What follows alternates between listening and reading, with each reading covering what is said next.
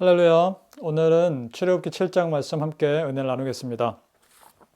자, 오늘은 바로 앞에서 하나님 당신의 절대적인 권능을 보여주시는 그런 장면들이 나옵니다. 앞으로 이제 출애굽기에서 하나님의 그 애굽에 내린 10가지 재앙을 통해서 하나님의 하나님 되심을 드러내실 것입니다. 하나님께서 당신의 하나님 되심은 누구의 설명도 사실은 필요 없습니다. 하나님께서 직접 그것을 드러내시기 때문입니다. 그 당시 신으로 여겨졌던 바로에게 하나님께서 모세를 쓰셔서 바로에게 모세가 신으로 보이게끔 하시겠다 말씀하십니다. 오늘 1절 말씀 보면요. 여호와께서 모세에게 이르시되 볼지어다 내가 너로 바로에게 신이 되게 하였은즉 네 형 아론은 네 대언자가 되리니 이렇게 말씀하십니다. 자, 여러분 생각해 보십시오. 그 당시 애굽 왕 바로는요, 태양신의 아들이라고 불렸습니다. 그러니까 애굽 사람들에게 바로는 신과 같은 존재였습니다. 그런 애굽 왕 바로에게 하나님의 종인 모세를 신처럼 보이게 하시겠다는 겁니다. 그럼 이게 무슨 말씀입니까? 바로와 하나님과는 비교할 수가 없는 존재라는 것입니다. 하나님께서 바로를 완전히 낮추고 계시는 것이죠. 바로의 비극은 3절에 나옵니다. 3절에 보면 이렇게 되어 있습니다. 내가 하나님께서 바로의 마음을 강팍해 하니 하고 라고 되어 있습니다. 하나님께서 바로의 마음을 강팍해 일부러 그렇게 만드셨다라기보다는 바로의 마음이 강팍한 그대로를 내버려 두신 겁니다. 바로의 고집, 바로의 분노, 바로의 미움, 그것을 그냥 그대로 내버려 두신 겁니다. 그렇다면 결국 멸망의 길로 갈 수밖에 없는 것이거든요. 이것이 바로에게 있어서는 비극이었습니다. 반면 모세와 아론에게 어떻습니까? 7절 말씀 보겠습니다. 이렇게 되어 있습니다. 그들이 바로에게 말할 때 모세는 80세였고 아론은 83세였더라. 굳이 나이를 말씀하신 이유가 뭘까요? 하나님께서 쓰시는 사람의 조건은 나이나 어떤 스펙이 아니라 모세와 아론에 있었던 그런 순종의 마음이라는 겁니다. 하나님이 보시는 것은 세상의 조건이 아니라는 것이죠. 아무리 대단한 바로가 있어도 하나님께서 쓰시는 사람은 정말 말씀 앞에 자기를 낮추고 하나님 앞에 자신을 낮추면서 100% 순종할 수 있는 그런 사람 쓰신다는 겁니다. 오늘 이 말씀 보면서 세상에 바로 같은 조건이 얼마나 많습니까? 그 앞에서 하나님의 쓰시는 세상 앞에서도 당당할 수 있는 그런 하나님 앞에서는 한없이 겸손할 수 있는 그런 믿음의 모습이 우리 안에 있어야 하지 않을까라는 생각을 해봅니다. 여러분, 세상 앞에서는 당당하십시오. 사람들 앞에서는 자신 있게 사셔야 합니다. 그러나 하나님 앞에서는 한없이 낮아져야 합니다. 그리고 한없이 겸손해야 합니다. 하나님이 그래야 쓰시는 것이죠. 바라기는 우리 모든 성도님들께서 그런 믿음의 사람 되시기를 예수님의 이름으로 축복합니다.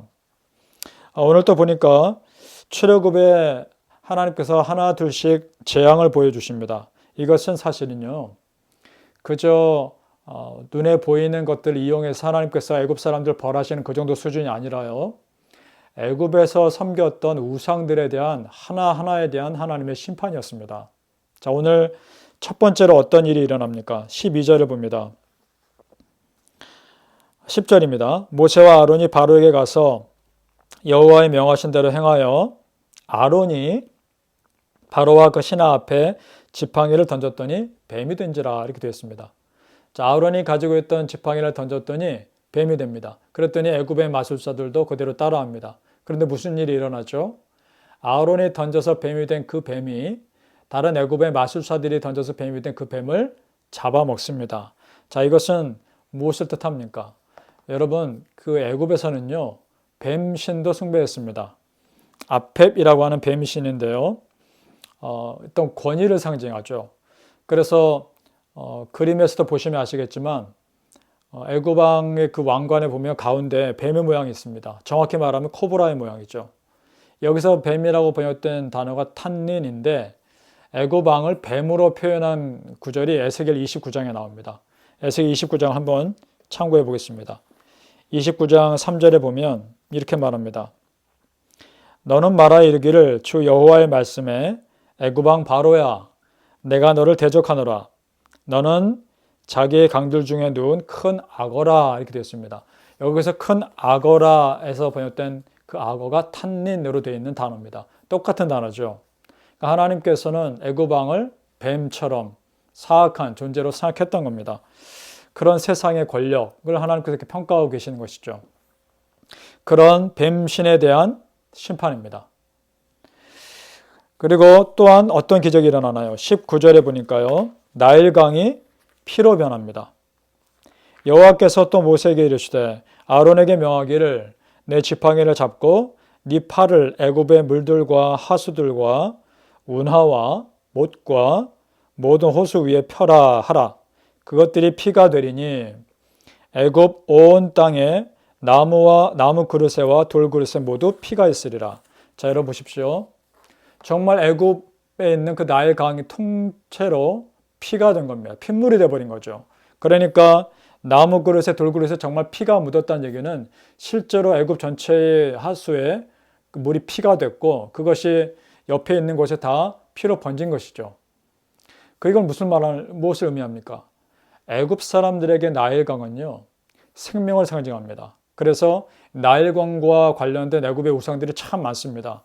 특별히 나일강의 신 하피를 하나님이 심판하신 거죠. 하피는 두 개의 쌍둥이 신입니다. 위에 에집트와 밑에 에집트 양쪽을 주관하면서 나일강의 범람을 관리하는 그런 신으로 여겨졌습니다. 물이 너무 적어도 안 되고 너무 많아도 안 되기에 나일강에 제사를 바치고 제물을 바치면서 애굽 사람들이 제사를 드렸던 그런 신이죠. 그런 신이 죽은 겁니다. 그런 신의 죽음을 하나님이 선포하신 겁니다. 자, 여러분 어떻습니까? 이후에 나오는 많은 재앙들 우리가 하나씩 볼 텐데요. 그건 역시 다 마찬가지입니다. 애굽에서 섬기는 우상들에 대한 심판이었습니다. 하나님이 정말 싫어하는 것은 우상 숭배입니다. 하나님이 우상에 대해서 얼마나 철저하게 심판하시는지 보이시나요? 실제로 이스라엘 백성들을 출애굽하신 이유도 뭡니까? 가나안 땅에 있는 우상 숭배자들을 심판하기 위한 거 아니겠습니까? 이걸 보면서 내가 얼마나 하나님 앞에 철저한 믿음을 가지고 살아야 하는지, 혹여나 내 안에 하나님이 정말 가증스럽게 여기는 그런 우상을 섬기는 마음이 없는지 생각해 보아야 하지 않겠습니까? 어떤 딱 눈에 보이는 어떤 형상만을 섬기는 것이 우상이 아니라 내가 하나님보다 더 우선시 여기고 하나님보다 더 앞서는 그 무엇이 있다면 그것이 우상이기 때문입니다. 오늘 하루도 하나님 앞에서 정말 두렵고 떨림으로 하나님 여호와 하나님만을 집중하며 그 하나님께 내 마음을 온전히 드릴 수 있는 그런 내 안에 조금이라도 그런 하나님보다 더 앞서는 마음이 있다면 그것을 다 끊어버릴 수 있는 그런 결단이 있으시기를 예수님의 이름으로 축복합니다.